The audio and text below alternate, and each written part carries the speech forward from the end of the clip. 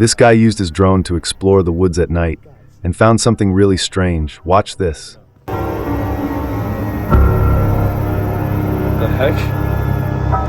Did you guys see that? Was that someone in there? I don't know. I'm gonna go a little bit deeper. I'm kind of scared how far I want to go down. Okay, my video's getting a little bit weird. I'm gonna turn back for a second here. Can't really see too much. That's spooky. We'll do another pack in a second. What the heck? Guys, what the heck? Okay, I'm packing up.